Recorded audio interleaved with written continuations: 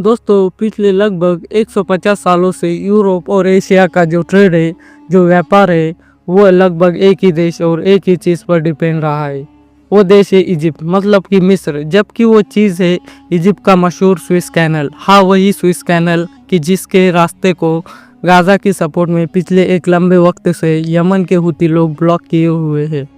और इनके इस ब्लॉक करने की वजह से ही वर्ल्ड ट्रेड और ख़ास तौर से यूरोप और अमेरिका का जो ट्रेड है वो पूरी तरीके से ठप पड़ा हुआ है।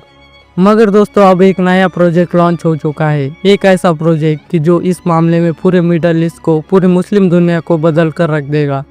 इस प्रोजेक्ट को कंप्लीट होते ही पूरी दुनिया भर के व्यापार, मतलब कि वर्ल्ड ट्रेड का जो सेंटर होगा वो इजिप्ट और उसका मशहूर स्विस कैनल नहीं होगा, बल्कि मुस्लिम दुनिया का एक नया देश होगा जिसका नाम है इराक। वही इराक जिसका नाम आते ही आज भी दिमाग में पहले सद्दाम हुसैन का ख्याल आता है, क्योंकि उस दौर में यह देश काफ़ी मजबूत हुआ करता था, ताकतवर हुआ करता था, दुनिया भर की पॉलिटिक्स में भी एक्टिव रहता था। मगर सद्दाम हुसैन के जाने के बाद यह देश मानो पूरी तरीके से साइलेंट हो गया है। आजकल तो दुनिया भर की पॉलिटिक्स में यह कहीं पर नज़र भी नहीं आता है। वैसे ही तो इस प्रोजेक्ट को मिडल ईस्ट के 3-4 देश शामिल है, मगर मेनली इस प्रोजेक्ट का ताल्लुक इराक के साथ है। इसका जो बजट है, जो पूरा खर्चा है, वो 17 मिलियन मतलब कि 17 बिलियन के करीब माना जा रहा है। और ज़्यादातर एक्सपर्ट तो इस प्रोजेक्ट के रिलेटेड यह भी दावा कर रहे हैं कि यह प्रोजेक्ट इराक के लिए रीबर्थ मतलब कि पुनर्जन्म का काम करेगा। आसान शब्दों में कहें तो यह मुमकिन है कि इस प्रोजेक्ट के ज़रिए से इराक को वो शान शौकत, वो रुतबा दुनिया में वापस मिल जाएगा कि जो उसका किसी दौर में हुआ करता था। मगर अब सवाल यह है कि आखिर यह प्रोजेक्ट है क्या और इसमें होगा क्या। इसमें ऐसी क्या ख़ास बात है कि जिसकी वजह से कहा जा रहा है कि यह मिडल ईस्ट मतलब कि मुस्लिम दुनिया को काफ़ी हद तक बदल डालेगा। साथ में सवाल यह भी बनता है कि इराक का ये बड़ा प्रोजेक्ट कि जिसमें यूएई और कतर जैसे मुस्लिम देश उसको फंड कर रहे हैं, टर्की जैसा एक मशहूर और ताकतवर देश भी उसको बैक कर रहा है, बल्कि इस प्रोजेक्ट का वो दूसरा मेन खिलाड़ी है। मगर उसके बावजूद भी इस प्रोजेक्ट के लिए सबसे बड़ा ख़तरा ईरान को माना जा रहा है।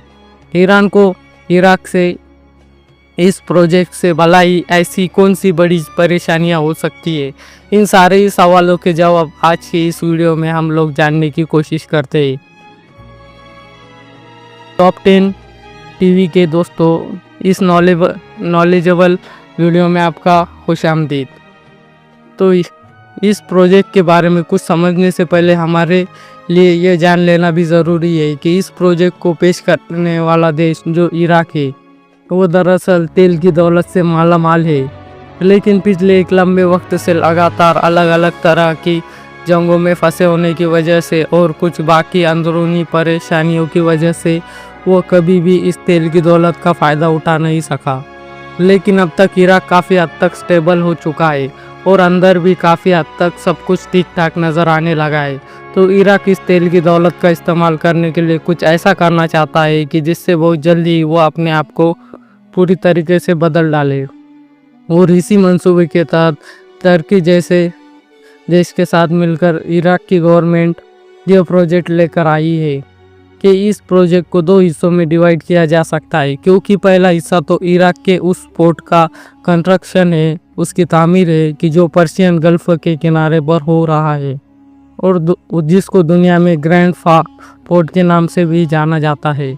जबकि प्रोजेक्ट का दूसरा हिस्सा 1200 किलोमीटर का फुल लंबा रोड्स और रेलवे ट्रैक्स का जाल है कि जो पूरे इराक में बिछाया जाएगा, जो पर्शियन गल्फ से लेकर इराक बॉर्डर तक शुरू होगा, फिर इराक की तमाम बड़ी बड़ी सिटीज़ को टच करते हुए और उनसे गुजरते हुए ऊपर टर्की तक जाएगा। और आगे मौजूद जो टर्की है वो जो जाहिर है पहले से ही यूरोप और एशिया के बीच एक ब्रिज का काम करता है। इस तरह के बेशुमार प्रोजेक्ट का बहुत पहले ही हिस्सा रह चुका है, इसलिए टर्की और यूरोप के बीच में जो ट्रेड वगैरह करने के लिए बहुत सारे रूट, बहुत सारी चीज़ें पहले से ही मौजूद है। तो फ्यूचर में अब जब भी एशियन कंट्रीज़ को वेस्टर्न देशों के साथ व्यापार करना होगा, ट्रेड करना होगा, तो पहले तो पर्शियन गल्फ के थ्रू इराक के पोर्ट तक पहुंचा जाएगा। फिर इस पोर्ट पर पहुंचने के बाद जो वो 1200 किलोमीटर का रोड और रेलवे ट्रैक्स का लंबा जाल होगा, उसको कवर करते हुए टर्की पहुंचा जाएगा।